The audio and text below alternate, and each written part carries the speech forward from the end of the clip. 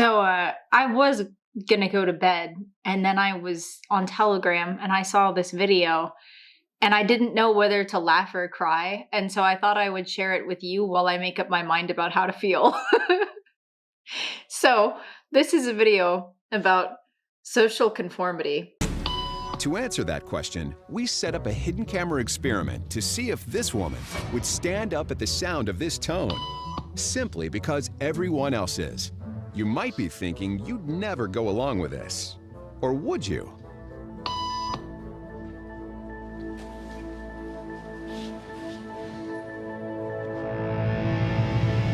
After just 3 beeps, and without knowing why she's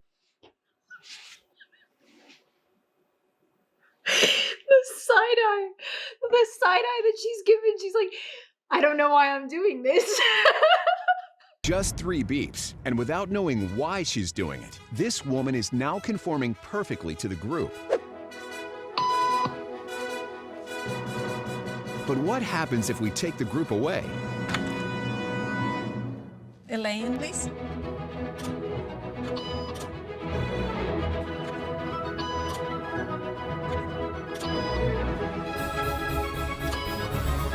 I think that this was a particularly poor choice in test subject. Can we call her that? That seems weird. But just because there's been like 20 other people who have gone in front of her to get their eyes tested, and she hasn't said anything. Like, she's just very patiently waiting and like doesn't want to. If that were me and I had been waiting for, God, that must be like an hour of waiting for an eye appointment, I would probably ask the front desk about like the wait. Maybe that's just me. But it seems really bizarre to me to have an appointment and have to spend so long waiting for it. Maybe it's a walk-in. Probably not. Okay, now she's alone. The crowd is gone and nobody is watching her, except our hidden cameras. What do you think she'll do?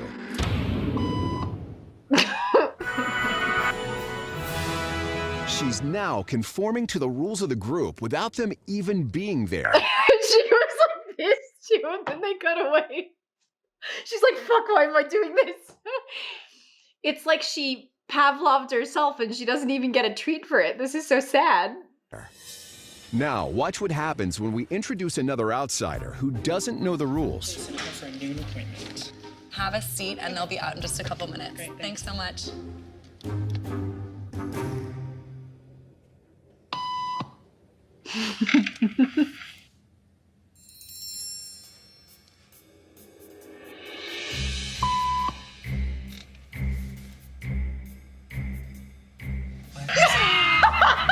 Everybody was doing it, so I thought I was supposed to. Think she'll teach the new guy what to do? Oh my God.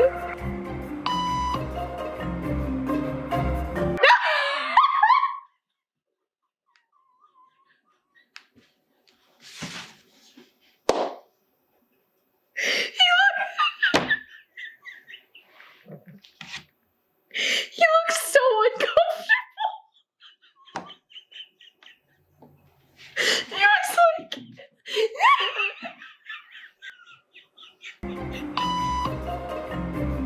Oh my God, okay. Oh.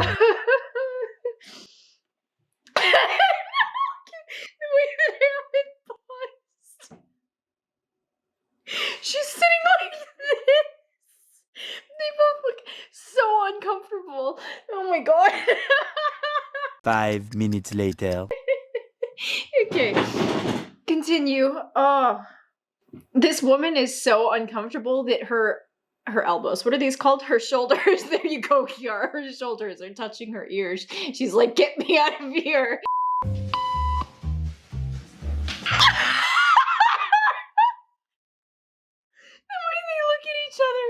For confirmation. I'm dead, dude. I can't. I just like, for some reason it's hard to watch. And the reason it's hard to watch is because you can just kind of extrapolate and be like, how does this relate to society at large right now? We kept the cameras rolling as more unsuspecting patients arrived.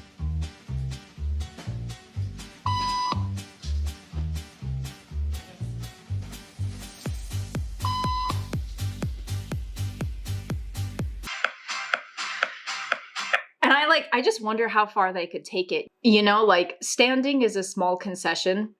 It's like a little uncomfortable, or it looks uncomfortable for them. It's a small concession. Like, you know, you're like slightly inconvenienced. But I wonder how far you could push people with something like that. Like,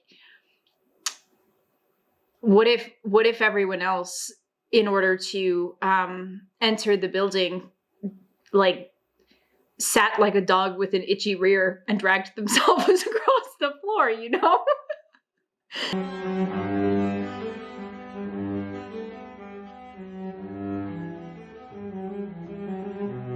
I wonder, would everyone do that? Or would that be like too ludicrous? Is that too far? If the people did it and like had completely straight faces and like looked at the other person like they were crazy for not butt scooting, do you think that would work? And slowly but surely, what began as a random rule for this woman has now been... She is still waiting for her appointment. Still. All these people have come in.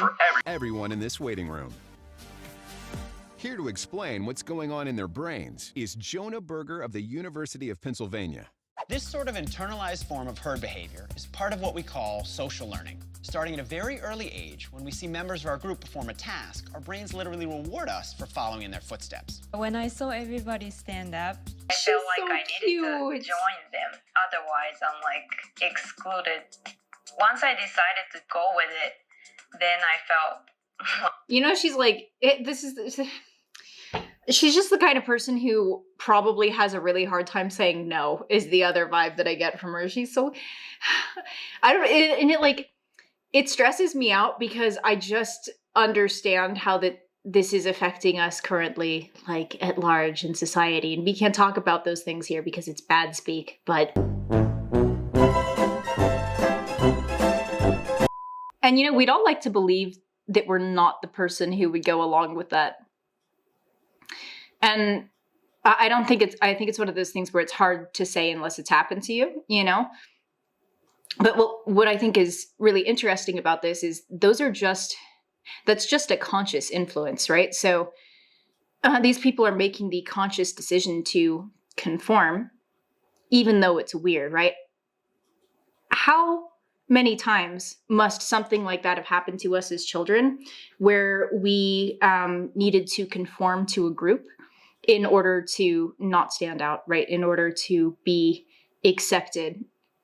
And that modeling behavior, you know, we do that our whole lives. And I think it's why so many people are so out of touch with themselves and they don't know who they are, is because we've got all this subconscious programming about who we're supposed to be and how we're supposed to act and how much of it is true to us, you know?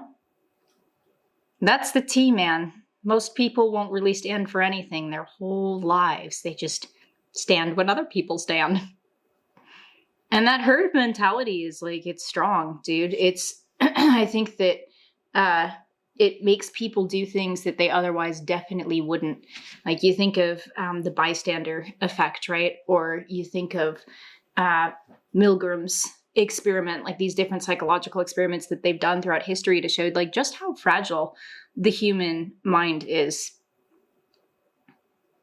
And I think it's a little bit it's a little bit disconcerting, but also when we become aware of the fact that desire to fit in and belong is there, then we can recognize it in ourselves when it comes up, and you know, maybe it's not something we actually want to conform to. I also think it's really important to have values that you live and die by, something that acts as your North Star, so that when all of these other societal, social influences, anything in your life trying to influence you, when that comes in, you are able to hold the course, whatever that course is for you.